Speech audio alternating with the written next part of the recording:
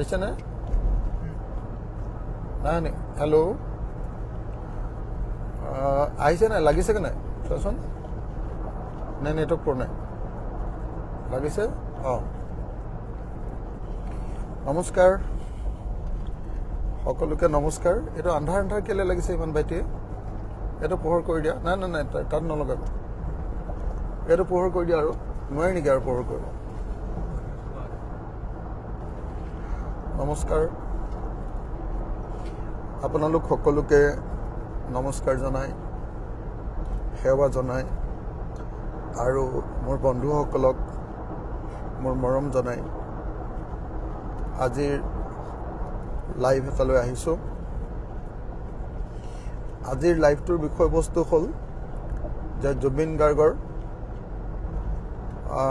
মৃত্যুৰ বা হত্যাৰ তদন্তৰ কাৰণে আমি ৰাজ্যজুৰি আন্দোলন গঢ়ি তুলিব লাগে ন্যায় যাত্ৰা আৰু ন্যায় সমাৱেশ জুবিন দাক ন্যায় দিবৰ কাৰণে ব্যাপক আন্দোলন গঢ়ি তুলিব লাগে এই বিষয়টোক লৈ আমি আজি লাইভটো লৈ আহিছোঁ আজি আমাৰ ৰাইজৰ দলৰ জৰুৰী কাৰ্যনিৰ্বাহক বৈঠক বহিছিল আৰু সেই বৈঠকত আমি পুংখানুপুংখভাৱে আলোচনা কৰাৰ পাছত আমাৰ দলৰ সকলো মানুহে এটা বস্তুত সৰ্বসন্মতৰূপে মত প্ৰকাশ কৰিছে যে জুবিন গাৰ্গৰ মৃত্যুক লৈ চৰকাৰৰ ওচৰত যি ধৰণে হেঁচা পৰিব লাগিছিলে চিষ্টেমেটিকেলি পদ্ধতিগতভাৱে অৰ্গেনাইজ বা সাংগঠনিক ৰূপত সেই ধৰণৰ এতিয়ালৈকে চৰকাৰক প্ৰেছাৰ কোনেও দিয়া নাই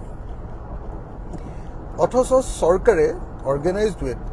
শাসক দলে অৰ্গেনাইজড ৱেত ন্যায়ৰ বিৰুদ্ধে মেনিপুলেট কৰিবৰ কাৰণে গোটেই ছাবজেক্টটোক গোটেই বিষয়টোক তেওঁলোকে ডাইভাৰ্ট কৰিবৰ কাৰণে তেওঁলোকে কিন্তু যুদ্ধ আৰম্ভ কৰি দিলে আমি কেৱল hashtag justice for Zubeen Garg লিখি আছোঁ আৰু মুখেৰে ডাইলগ মাৰি আছোঁ কিন্তু বিজেপিয়ে ইতিমধ্যে তেওঁলোকৰ একশ্যন কালিৰ পৰা আৰম্ভ কৰি দিছে সেইকাৰণে আজি আমাৰ দলৰ জৰুৰী কাৰ্যনিৰ্বাহক সভাত সিদ্ধান্ত হৈছে যে আমাৰ প্ৰাণৰ শিল্পী জুবিন গাৰ্গৰ মৃত্যুক লৈ জুবিন গাৰ্গৰ হত্যাক লৈ আমি চিষ্টেমেটিকেলি আমি পদ্ধতিগতভাৱে আমি অৰ্গেনাইজড ৱেত চৰকাৰৰ ওপৰত হেঁচা প্ৰয়োগ কৰিব লাগে ৰাষ্ট্ৰপতিলৈ প্ৰধানমন্ত্ৰীলৈ মুখ্যমন্ত্ৰীলৈ সঠিক ন্যায় মানে কি বুজো আৰু কি কৰিব লাগিব কি দাবী লৈ আমি মাত মাতিছোঁ সেই কথাবিলাক লিখি স্মাৰক পত্ৰ দিবৰ কাৰণে বিশাল বিশাল সমাৱেশ বা ৰেলী পাতিবৰ কাৰণে আৰু শোভাযাত্ৰা ডাঙৰ ডাঙৰ শোভাযাত্ৰা পাতি চৰকাৰক বাধ্য কৰিবৰ কাৰণে হেঁচা দিবৰ কাৰণে সিদ্ধান্ত গ্ৰহণ কৰা হৈছে কিন্তু এইবিলাক কৰিবলৈ যাওঁতে সিদ্ধান্ত হৈছে যে এইবিলাক কৰিবলৈ যাওঁতে পুৰা নন পলিটিকেল হৈ থাকিব লাগিব এইবিলাক কৰিবলৈ যাওঁতে ৰাইজৰ দলৰ ফ্লেগখন বা বেনাৰখন তাত ওলাব নালাগে আমাক নাম নালাগে আমাক কাম লাগে আমি ৰাইজৰ দলৰ বেনাৰত এইটো কাম নকৰোঁ তাত অখিল গগৈ জিন্দাবাদো কোনো দিব নোৱাৰিব তাত কেৱল জুবিন গাৰ্গ জিন্দাবাদ দিব পাৰিব তাত আন কাৰো ফটো লগাব নোৱাৰিব অকল জুবিন গাৰ্গৰ ফটো লগাব পাৰিব তাত আন কোনো দলৰ পতাকা থিয় কৰাব নোৱাৰিব কোনো দলৰ পতাকা এনেকৈ জোকাৰি থাকিব নোৱাৰিব কেৱল জুবিন গাৰ্গৰ ফটো জোকাৰি থাকিব পাৰিব তাৰ বাহিৰে আন কাৰো সেয়া অখিল গগৈ হওক অন্য কোনোবা ৰজা মহাৰজা হওক অন্য কোনোবা শিল্পী সাহিত্যিকা হওক অন্য কোনোবা হওক কাৰোৰে তাত জিন্দাবাদ দিব নোৱাৰিব অখিল গগৈ জিন্দাবাদ দিব নোৱাৰিব তেনেকৈ অন্যবিলাকৰো জিন্দাবাদ দিব নোৱাৰিব অন্যবিলাকৰ ফটো লগাব নোৱাৰিব ৰাইজৰ দলৰ ফ্লেগ বা অন্য দলৰ ফ্লেগ লগাব নোৱাৰিব অৱশ্যে এতিয়ালৈকে আমি সিদ্ধান্ত নলয় যে জাতীয় বা জনগোষ্ঠীয় সংগঠন আহিলে তেওঁলোকৰ ফ্লেগ লগত আমি অনুমতি দিম নে নিদিম সেইটো এতিয়ালৈকে সিদ্ধান্ত লোৱা নাই সেই সম্পৰ্কে ৰাইজৰ মতামত ল'ব লাগিব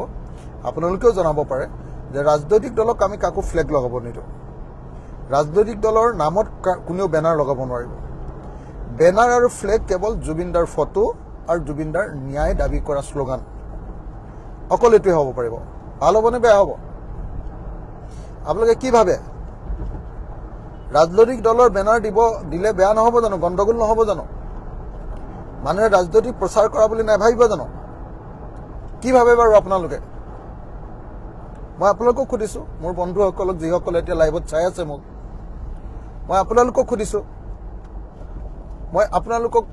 অনুগ্ৰহ কৰি আপোনালোকৰ পৰা মতামত ল'ব খুজিছোঁ প্লিজ আপোনালোকে মতামত দিব কি কয় আপোনালোকে মতামত দিলে ভাল পাম প্ৰথম মতামতটো দিব লাগে যে জুবিনদাৰ ন্যায় যি যাত্ৰা হ'ব অৰ্থাৎ প্ৰচেছন হ'ব সমদল হ'ব আৰু জুবিনদাৰ ন্যায়ৰ যি সমাৱেশ হ'ব ৰেলী হ'ব সেই ন্যায়ৰ সমাৱেশ আৰু সমদলত কোনো ৰাজনৈতিক দলৰ বেনাৰ আৰু কোনো ৰাজনৈতিক দলৰ পোষ্টাৰ থাকিব নোৱাৰিব ফ্লেগ থাকিব নোৱাৰিব এটো ভাল হ'বনে বেয়া হ'ব কওক আকৌ মন্তব্যটো দিয়ক আকৌ অকল জাষ্টিছ ফৰ জুবিন গাৰ্গ লিখি থাকিলে কিটো হ'ব আপোনালোকৰ পৰা মন্তব্য বিচাৰিছো ক্লিয়াৰলি আপোনালোকে কওক যে জুবিন গাৰ্গৰ ন্যায় বিচৰা আমাৰ যি সমাৱেশ আৰু সমদলত আমি যে ৰাষ্ট্ৰপতিলৈ মেমৰেণ্ডাম দিম প্ৰধানমন্ত্ৰীলৈ মেমৰেণ্ডাম দিম মুখ্যমন্ত্ৰীলৈ মেমৰেণ্ডাম দিম সেই মেমৰেণ্ডাম আৰু সমদলত অকল মানে জুবিনদাৰ ফটো আৰু জুবিনদাৰ কথাৰ বাহিৰে অন্য কোনো ৰাজনৈতিক দলৰ ফটো দিলে লিডাৰৰ নাম দিলে মানে ফটো দিলে ফ্লেগ ব্যৱহাৰ কৰিলে বা বেনাৰ ব্যৱহাৰ কৰিলে ভাল হ'ব নে বেয়া হ'ব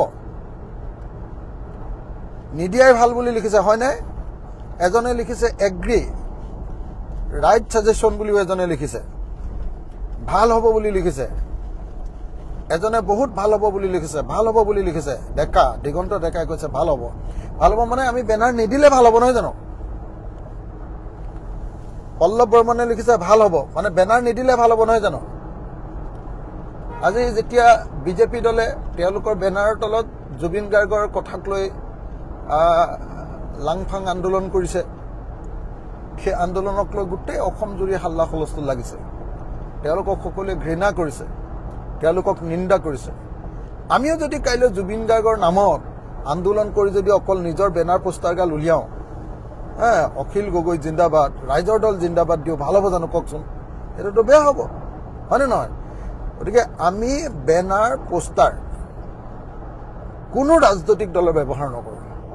কিন্তু জাতীয় সংগঠন ধৰক কৰবাত আছু আহিলে কৰবাত অসম জাতীয় পৰিষদ আহিলে কৰবাত কৃষক মুক্তি আহিলে কৰবাত ছাত্ৰ মুক্তি আহিলে কৰবাত টাইহোম ছাত্ৰ সন্থা আহিলে কৰবাত বড়ো ছাত্ৰ সন্থা আহিলে কৰবাত আপোনাৰ ৰাভা ছাত্ৰ সন্থা আহিলে কৰবাত আপোনাৰ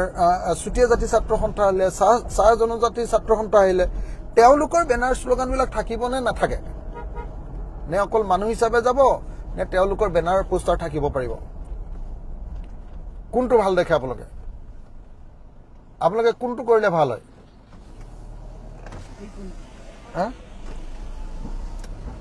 মোৰ মতে ৰাজনৈতিক দলবিলাকৰ বেনাৰ আৰু পোষ্টাৰ থাকিবই নালাগে কিন্তু সংগঠনবিলাকৰ থাকিব লাগে নে নালাগে সেইটো ৰাইজৰ ওপৰত নিৰ্ভৰ কৰিব ৰাইজে যদি কয় যে থাকিব লাগে মোৰ আপত্তি নাই আমাৰ আপত্তি নাই আৰু যদি থাকিব নালাগে তেতিয়াহ'লে থাকিব নালাগে আজি আমি খন্তেক সময়ৰ পাছত 1 ঘণ্টামানৰ ভিতৰত আপোনালোকলৈ গোটেই অসমবাসী ৰাইজৰ কাৰণে গোটেই অসমত হ'বলগীয়া যি ন্যায় সমাৱেশ আৰু ন্যায় সমদল ন্যায় সমাৱেশ আৰু ন্যায় যাত্ৰা সেই ন্যায় সমাৱেশ আৰু ন্যায় যাত্ৰাবিলাকৰ যিটো গাইডলাইন হ'ব সেই গাইডলাইনটো আমি অলপ সময়ৰ পাছত আপোনালোকৰ তালৈ পঠিয়াই দিম মোৰ ফেচবুক পেজলৈ আহিলে আপোনালোকে সকলোৱে দেখিবলৈ পাব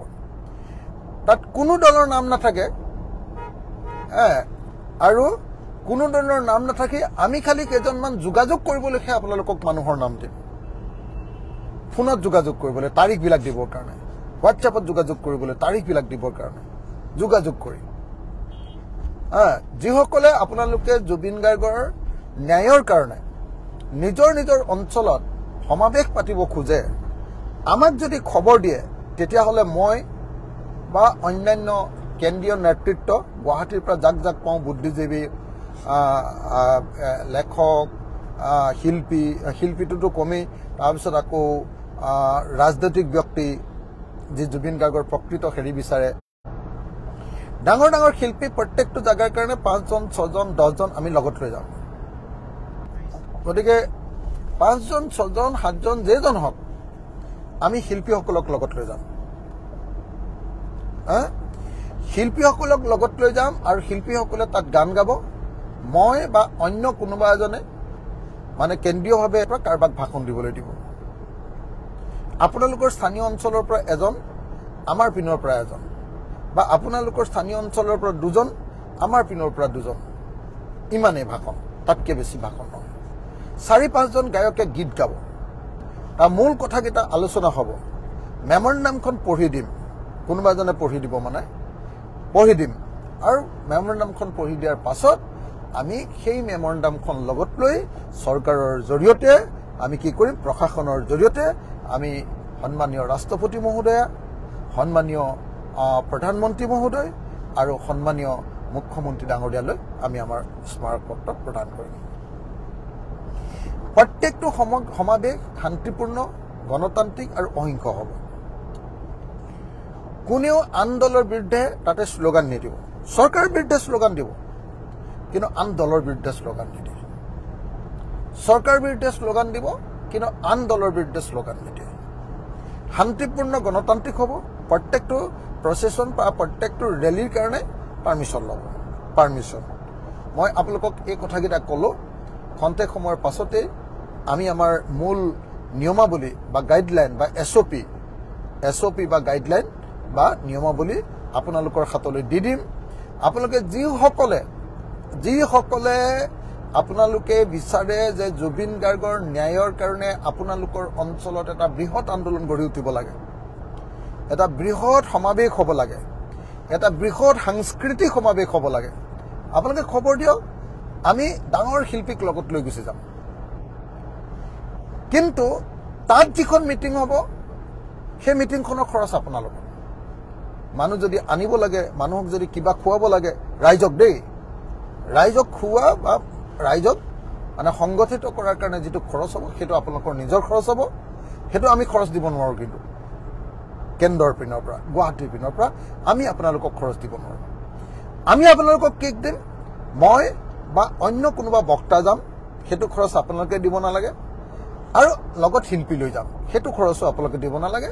আৰু মেমৰেণ্ডাম দিব লাগিব খুব ধুনীয়াকৈ ইংৰাজীত লিখি আপোনালোকলৈ পঠিয়াই দিম আপোনালোকে সেইটো নিজৰ স্থানীয় বেনাৰ কি কয় স্থানীয় এখন কমিটিৰ নামত বা ব্যক্তিৰ নামত বা ৰাইজৰ নামত আপোনালোকে কেৱল সেইখন প্ৰিণ্ট কৰি ৰাখি থৈ দিলে হ'ল প্ৰিণ্ট কৰি আৰু তাৰপিছত আমি প্ৰশাসনৰ জৰিয়তে সেই মেমৰেণ্ডাম বা স্মাৰকপত্ৰ আমি ৰাষ্ট্ৰপতি প্ৰধানমন্ত্ৰী আৰু মুখ্যমন্ত্ৰী ডাঙৰীয়ালৈ প্ৰেৰণ কৰিম এইখিনিয়ে কথা আজি এইখিনি বিষয়ে আপোনালোকৰ লগত আলোচনা কৰিলোঁ আপোনালোকে কি ভাবে ভাল হ'ব নে বেয়া হ'ব আমি যদি এনেকৈ প্ৰগ্ৰেম লওঁ ভাল হ'ব নে বেয়া হ'ব জনাওক আকৌ এনে চাই থাকিলে কিটো হ'ব আকৌ জনাওক আমি যদি এনেকৈ জুবিনদাৰ ন্যায়ৰ কাৰণে মাত মাতোঁ নহ'লেতো মাত নামাতে এতিয়া বিজেপিয়ে মাত মাতি নাটক এখন আৰম্ভ কৰিছে আনহাতে বাকী যিসকলে কৈ আছে এনে মুখেৰেহে কৈ আছে অকল জাষ্টিছ ফৰ জুবিন গাৰ্গ লিখাৰ বাহিৰে আন একো কৰা নাই গতিকে আমি দল নিৰপেক্ষভাৱে আৰম্ভ কৰোঁ যদি তাৰ পাছত যদি আমাতকৈ শক্তিশালীভাৱে কোনোবাই কৰে তেতিয়াহ'লে আমি আঁতৰি দিম আমাৰ কোনো ব্যক্তিগত স্বাৰ্থ তাত নাই আমি কেৱল আৰু কেৱল জুবিনদাৰ ন্যায় বিচাৰোঁ যিহেতু এতিয়া কোনেও কৰা নাই গতিকে আমাৰ পিনৰ পৰা আৰম্ভ কৰোঁ যদি জুবিনদাৰ কাৰণে অন্য কোনোবাই এনেকৈ কৰিবলৈ ওলাই আহে চৰকাৰক হেঁচা দিবলৈ ওলাই আহে তেতিয়াহ'লে তেওঁলোকৰ কাৰণে আমি ৰাস্তাটো এৰি দিম আমাৰ এনেও ইলেকশ্যন আহি আছে আমি বহু সময় দিবও নোৱাৰোঁ এনেও গতিকে যিমান পাৰোঁ সোনকালে আমি প্ৰগ্ৰেমবিলাক কৰি শেষ কৰিব লাগিব কাৰণ ইলেকশ্যনৰ কাৰণেও অকণ খাটিবগৈ লাগিব তো গতিকে আপোনালোক সকলোকে অনুৰোধ কৰিছোঁ যে আপোনালোকে যিসকলে বিচাৰে মোৰ হোৱাটছআপ নাম্বাৰহে দেই আপোনালোকে ফোন বৰকে কৰি নাথাকিব আৰু মানে একেটাই মোৰ নাম্বাৰ এটাই মাত্ৰ সেই নাম্বাৰটো মোৰ হোৱাটছআপ নাম্বাৰটো আপোনালোকক দি দিম এতিয়া আপোনালোকে লিখি লওক যিসকলে চাই আছে মোৰ হোৱাটছআপ নাম্বাৰটো হ'ল বা মোৰ ফোন নাম্বাৰটো হ'ল 8822424271 আকৌ কৈ দিছোঁ 8822424242 দুবাৰ দেই 424271 8822424271 8822424271 হৈ গ'ল 8822424271 এই নাম্বাৰটোত আপোনালোকে হোৱাটছআপত মোলৈ মেছেজ দিব পাৰিব যে আপোনাৰ কি কয় যে জুবিন দাৰ ন্যায় যাত্ৰা বা ন্যায় সমাৱেশ আমি আমুক ঠাইত পাতিব খোজো তাৰিখটো আপোনালোকে আমাৰ পৰা লৈ ল'ব পাৰিব আমি কেতিয়া যাব পাৰিম আপোনালোকৰ অঞ্চললৈ কথাটো ক'ব পাৰিম আৰু জুবিন দাৰ কাৰণে আপোনালোকে মানুহ তাত গোটাব লাগিব মই আকৌ কৈছো মানুহ গোটোৱাৰ খৰচ আমাৰ নহয় মানুহক যদি কিবা খোৱা বোৱা দিয়ে বা গাড়ী দি আনে তেতিয়াহ'লে সেইটো খৰচ আপোনালোকৰ দেই পানীও খুৱাব লাগিব আপোনালোকে আমি কেৱল মানুহখিনি যাম আমাৰ কেন্দ্ৰীয় কমিটিৰ পৰা কেন্দ্ৰৰ পৰা মানুহখিনি যাম আৰু লগত কি কৰিম আমি মানুহখিনি যোৱাৰ উপৰিও 6-7 জন আমি ডাঙৰ শিল্পী লগত লৈ যাম যিবিলাকে গান গাব তাত গীত গাব তেনেকুৱা গীত গাবৰ কাৰণে 6-7 জন আমাৰ ডাঙৰ শিল্পী লৈ যাম তেওঁলোকৰ কিছু খৰচ থাকিব সেই খৰচখিনি আমি বহন কৰিম